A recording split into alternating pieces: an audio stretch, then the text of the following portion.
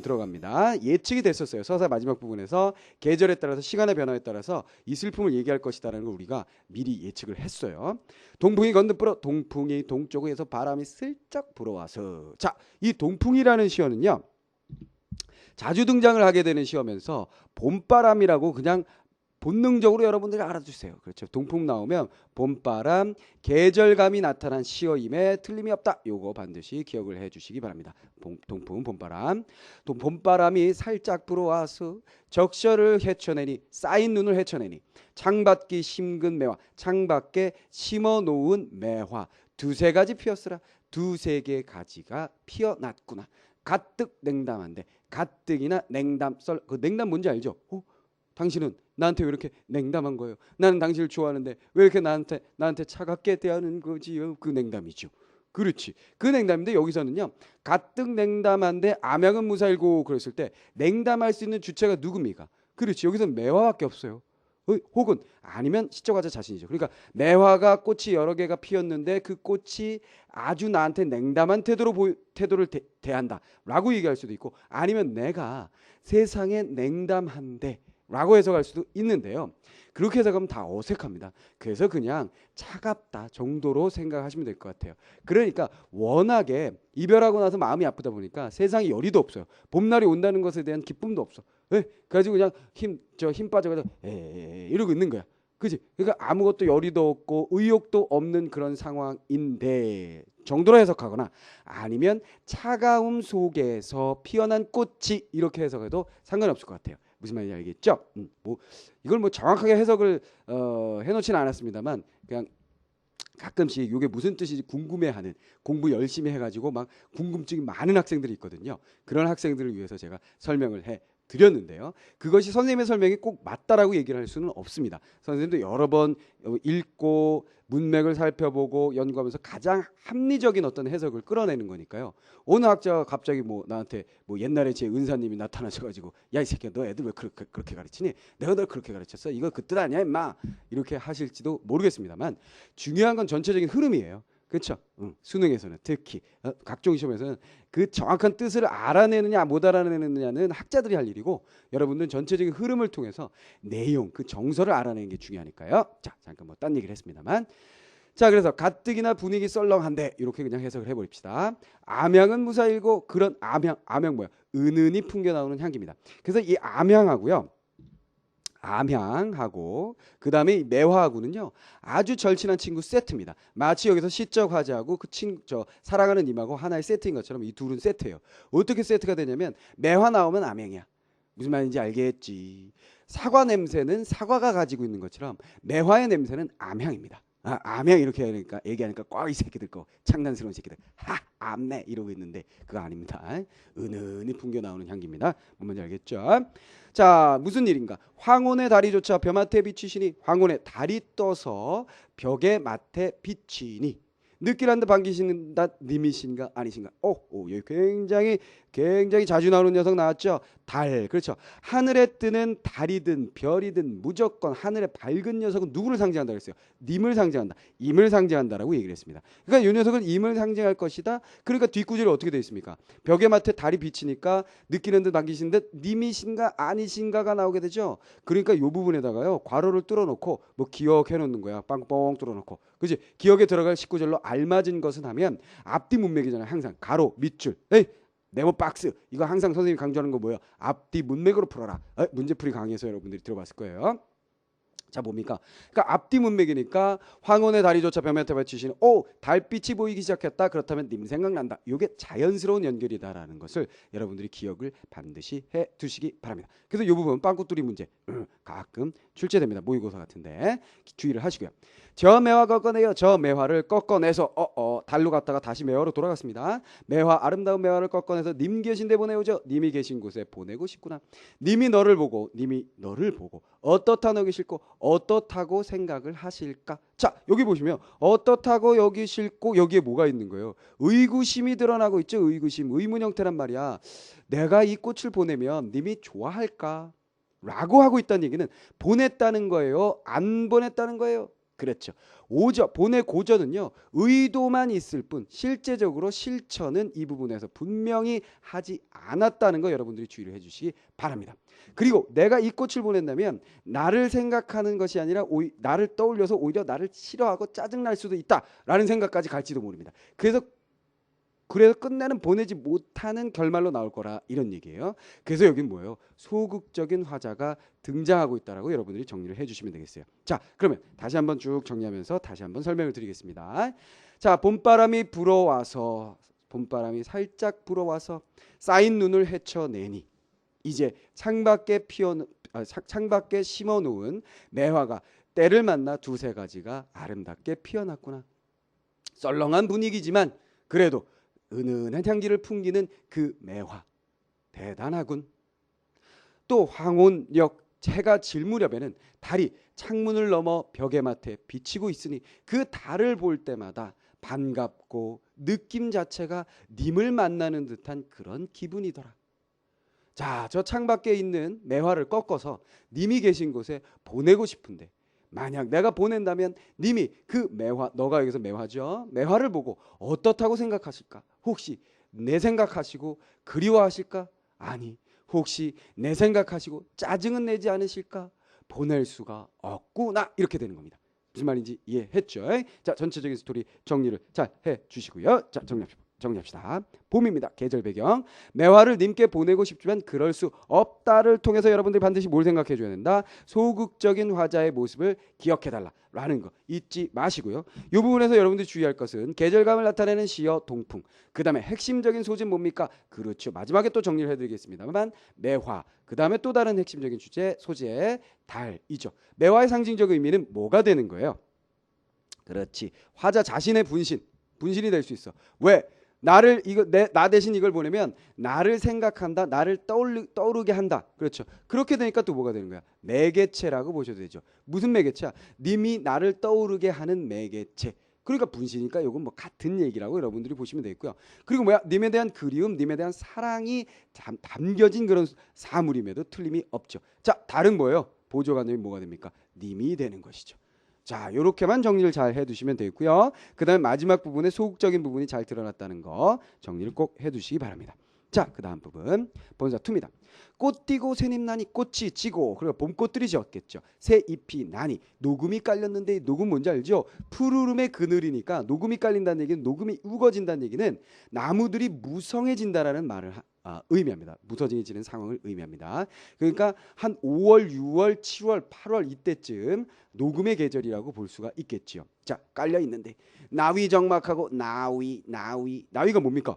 장막이라고 생각하시면 되겠어요. 막이라고 생각하시면 됩니다. 그러니까 여인의 방에다 이렇게 쳐놓은 막이다 이렇게 생각하시면 되겠어요. 그 다음에 정막하고 슈막이 비어있다. 수놓은 장막도 역시 장막입니다. 그러니까 방에다가 요즘은 커튼이라든가 무슨 롤스크린 아니면 뭐 블라인드 이런 거를 치잖아요. 그러니까 예전에도 그런 걸 했죠. 특히 여름 같은 계절에는요. 발 같은 거 있죠. 발은 이렇게 구멍이 좀 뚫려 있는데 밖에서 안이 잘 안 보이죠. 조명을 켜기 전에는. 그래서 여인의 방 같은 경우에는 이런 막이라든가 발 같은 것을 많이 쳐놨을 것으로 생각이 됩니다. 그러니까 더운데 문을 살짝 열어놓고 발을 쳐서 밖에서 들여다보지 않게 하는 것. 물론 선생님이 과거의 문화, 여인의 문화에 대해서 뭐 연구한 적은 없기 때문에 정확하게 모르겠습니다만 아마도 그랬을 것으로 생각이 되는데요. 그러니까 결국은 이 나위 장막, 그 다음에 수막, 장막 이런 막 안이 정막하고 비어 있다는 얘기는 어떻게 됐다는 거야? 커튼 안이 비어 있다는 얘기, 커튼 안 바로 방 안이죠. 방 안이 비어 있다는 얘기가 되는 것이죠. 그렇죠? 그러니까 혼자 외롭게 있다라는 뜻으로 여러분들이 읽어주시면 되겠고요. 부용을 걷어놓고 부용 뭐예요? 연꽃이죠, 연꽃. 그렇지. 연꽃을 수놓은 장막인 것으로 생각이 됩니다. 공작을 둘러두니 공작은 뭐예요? 공작을 수놓은 장막이나 뭐 발 이런 것으로 해석하지 않고 일반적으로 병풍으로 해석합니다. 물론 연꽃을 수놓은 병풍이 있을 수도 있겠습니다만요.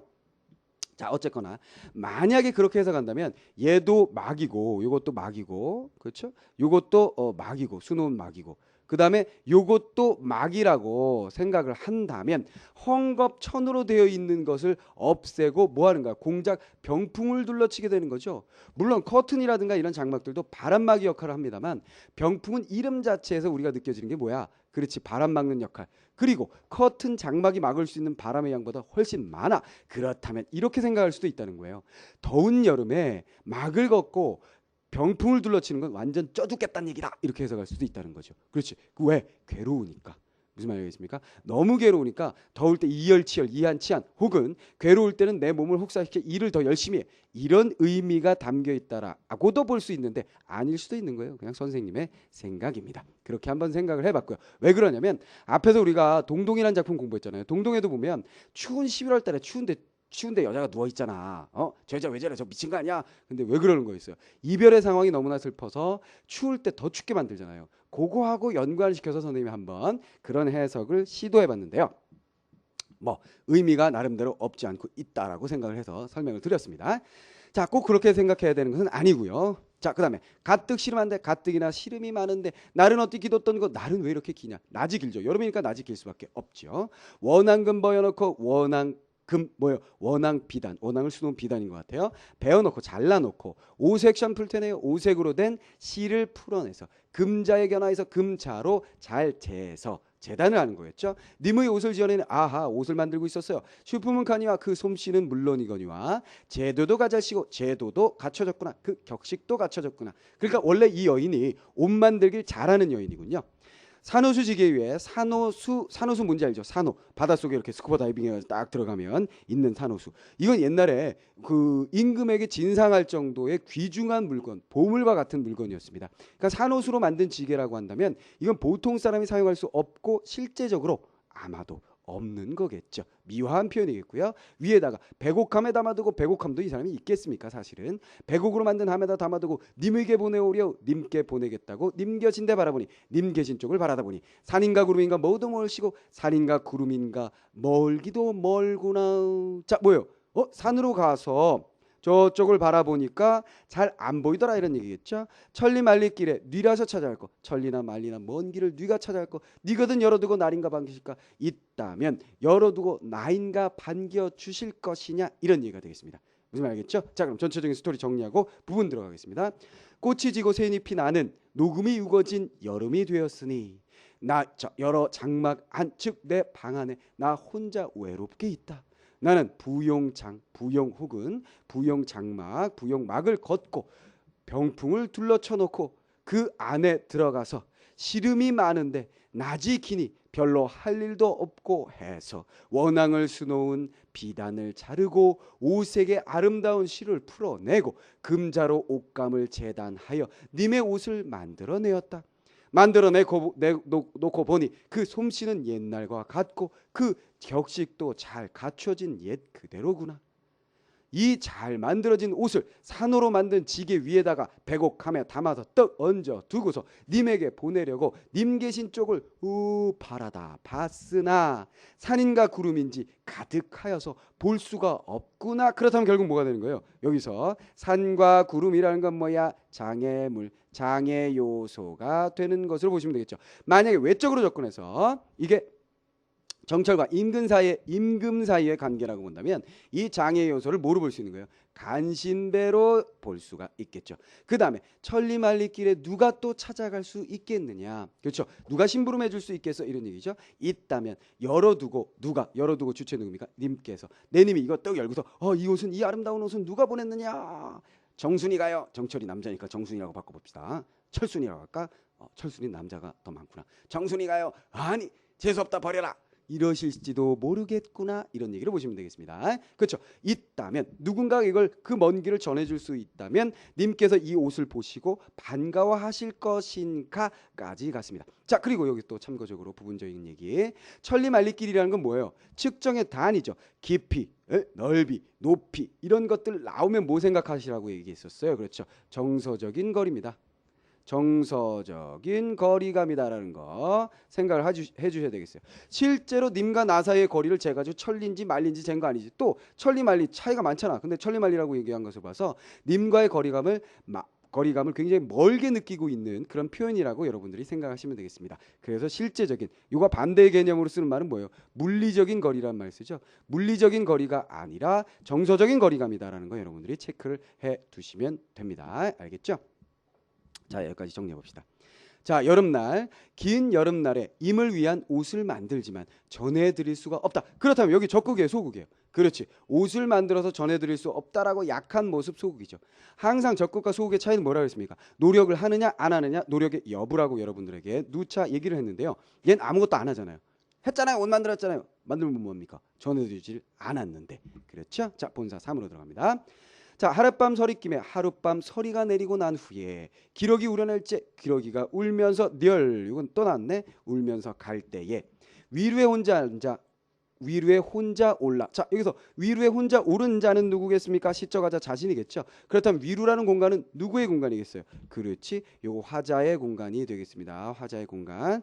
자, 누각에 혼자 올라가서 수정년 거든 말이 수정으로 된 발을 거드니. 자, 말이 요거 말이 하는 말이 이렇게 해석하지 말라 그랬어요. 거드니 동산에 달이 나고 동산의 동쪽 산에 달이 뜨고 북극에 별이 비니 달 떴다 별 떴다 뭐 생각할까? 하늘에 있는 밝은 것 님 생각하겠지. 님이신가 반기시니? 자, 됐죠. 그렇지. 그리고 고전 시가에서 주로 달별 나오면 무슨 생각한다는 거야? 아, 하늘에 떠 있는 달, 하늘에 떠 있는 별, 님을 떠올리게 한다. 님이시여, 그리워요. 이렇게 된다는 얘기죠. 여기도 마찬가지죠. 빵꾸뚫이 문제 낼 수 있겠지. 여기 뚫어놓고 뭐가 들어갈까요? 그럼 님 얘기 나오는 게 답인 거 여러분들이 암기하지 않아도 풀 수 있다는 얘기입니다. 청광 맑은 빛을 피워내서 맑은 빛을 떼어내서 자, 맑은 빛이란 건 여기서 어떤 빛이겠어요? 그렇죠. 여청광은 바로 방금 전에 나왔던 님을 상징하는 별과 달의 빛이라고 생각하시면 되겠습니다. 별빛과 달빛을 피워내서 떼내서 봉황루에 붙이고죠. 또 다른 공간이 나왔습니다. 자, 여기 봉황루라는 공간은 위루라는 공간하고 대립적인 공간입니다. 어떻게 대립이 이루어지는 거예요? 그렇죠. 위루하고 봉황루의 대립은 어떤 대립이냐 하면 말이죠. 얘는 뭐예요? 화자의 공간이죠. 그죠? 여기 누구의 공간? 그렇지. 님의 공간입니다. 그리고 여기 뭐예요? 봉황이라는 말이 있어. 그렇지. 봉황하니까 떠오르는 게 누구야? 그렇지. 임금의 상징 봉황수라는 현대시도 여러분들하고 공부를 했었죠. 그렇죠. 한 사람도 있고 그 강의는 뭐 아직 안 들은 사람도 있고 안 들을 사람도 있겠습니다만 어쨌거나 봉황하면 우리나라의 임금의 상징 대통령의 상징입니다. 좋은 거 아니라 그랬죠. 여러분들이 대통령 되면 빨리 없애버리고 다른 거 하세요. 다른 거 상징 중국과의 관계에서 좀 안 좋습니다. 모르겠습니다. 역사적인 배경을 선생님이 명확하게 모르는 부분이 있을지도 모르겠습니다만 시에서도 보면 그렇게 나와 있고요. 여러분들이 더 연구를 해보시고요. 봉황누각에 붙이고 싶다고 그랬습니다. 붙이고죠. 고저 의도 영어이니까요. 붙이고 싶다. 무엇을 맑은 빛을 누우에 걸어두고 누각 위에다가 걸어두고서 팔황의 답이 치여 팔황 세 개의 8개의 방향 그래서 온 세상이라고 생각하시면 되겠어요. 온 세상에 다 비춰서 심산궁곡 점락같이 만드셔서 심산궁곡 뭐예요? 깊은 산속 궁벽한 골짜기를 낮과 같이 만드세요. 환하게 만드세요. 이런 얘기죠. 자, 정리해 볼까요? 자, 하룻밤 서리가 내리고 난 후 기러기 철새들은 울면서 가는구나. 나는 누각에 혼자 올라서서 수정의 발을 걷고 동쪽 산에 떠오르는 달을 보게 되며 북극에 떠오르는 별을 보게 되었다. 이 달과 별을 보니 님을 만난 듯이 반가워서 눈물이 절로 나더라. 자, 저 달과 별의 밝은 빛, 깨끗한 빛, 임금님과 같은 님과 같은 저런 맑은 빛을 떼내서 님이 계신 봉황 누각에 붙여드리고 싶다. 붙여드린다면 그것을 걸어두고 온 세상을 다 비춰서 궁벽한 골짜기, 깊은 산, 궁벽한 골짜기까지 낮과 같이 만들어 주셨으면 좋겠다. 이런 얘기입니다. 만들어 주세요. 이런 얘기죠. 그렇다면 여기서 심산궁곡이라는 건 뭐예요? 그렇죠. 가난에 허덕이는 백성들, 그렇지. 정치에 어떤 그런 그 힘이 미치지 못하는 곳, 어려움 속에 있는 백성들이라고 여러분들이 생각을 하시면 된다 이런 얘기입니다. 무슨 말 알겠죠? 그렇다면 이 부분 굉장히 다른 겁니다. 뭐예요? 앞에는 매화 님에게 보내고 옷 님에게 보내고 싶다라고 얘기했는데 그것은 사랑이었습니다. 님과 나사의 관계, 임금과 신하의 관계 에 국한되어 있다는 거예요. 근데 여긴 뭐예요? 맑은 빛을 보낼 테니까 그것을 걸어두고 온 세상을 다 비추라고 그랬죠. 그 얘기는 결국 뭐가 되는 거야? 온 세상 파랑을 다 비친다는 얘기는 선정을 베푼다는 얘기가 된 것입니다. 무슨 말인지 알겠습니까? 그래서 이 부분은 애민 정신이 드러난 부분으로서 앞에서 배웠던 여러분들이 용비어천가나 안빈가와 같은 작품, 그다음에 뭐 다른 뭐 여러 가지 작품들하고 연결을 해보실 필요가 있습니다. 그러다 보니까 백성에 대한 사랑을 담은 사물이다 보니까 못 보낸다 얘기가 없어요. 옷이나 매화 같은 거는 실제로 보낼 수도 있는 사물이면서 내 사랑을 보여주는 사물이니까 이미 눈밖에 난 나에게는 의미가 없을 수도 있다는 얘기예요. 그래서 못 보냅니다. 자신이 없습니다. 소극적입니다. 그러나 여기서는 보내고 안 보내고의 소극과 적극을 따질 필요가 없죠. 왜? 이별의 상황에 대한 얘기가 아니라 백성들에 대한 걱정, 사랑이기 때문이죠. 무슨 말인지 알겠죠? 자, 정리해 봅시다. 자, 가을입니다. 맑은 빛을 임께 보내 세상을 밝게 만들고 싶다. 자, 무슨